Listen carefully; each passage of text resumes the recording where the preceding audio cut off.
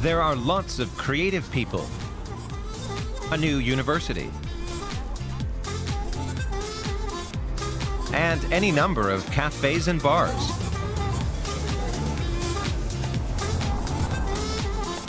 Everything's accessible by foot or by bike. The university is located in the heart of the city. Leipzig is teeming with students. One of them is Anneke Reka. Right now, she and her boyfriend Christian Oehler are planning a short trip. First stop, Berlin. But they don't have much money. We've only got 200 euros, so let's keep our travel costs low. I don't want to spend a lot of money on travel. It's not necessary.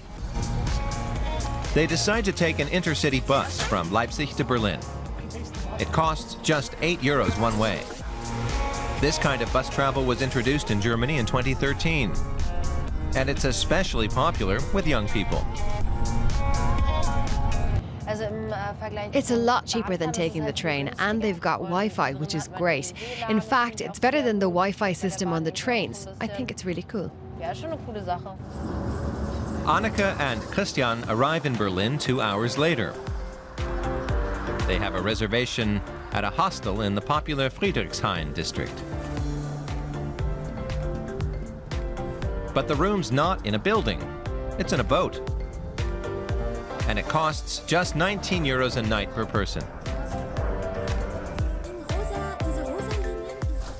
After they unpack their gear, they head for the East Side Gallery. It's one of the last remaining stretches of the Berlin Wall. And it's been painted by more than 100 artists.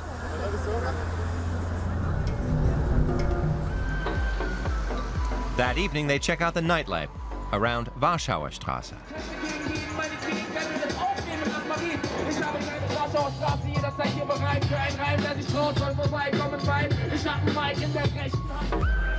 Then they stop by Simondachstraße, where there are lots of bars and cafes. During the summer, nearly 2,000 people can sit outside here.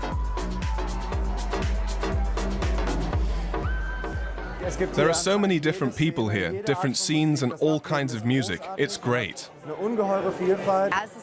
Berlin is Germany's party capital. This was a spur-of-the-moment trip, and we've really enjoyed ourselves so far. There's a lot going on here. Let's see how the evening goes. Next, the couple head for what's known as the Raw Temple.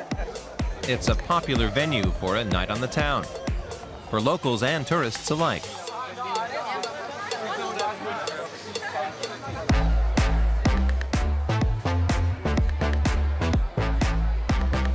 The nights in Berlin are long. Some visitors spend days on end going from club to club. But the two have other plans. The next morning they're off to the Baltic coast. They're hitching a ride with another student for just 10 euros each. But thumbing a ride is so last century. These days you can book a lift on the internet. Drivers can advertise any available seats in their cars on travel portals. These share-a-ride services are also very popular with young people because they're inexpensive and environmentally friendly.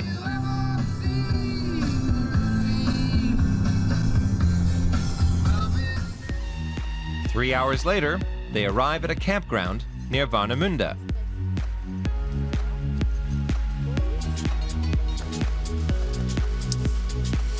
One night at the campground will cost about 30 euros for both of them. And they're just a few steps from the Baltic.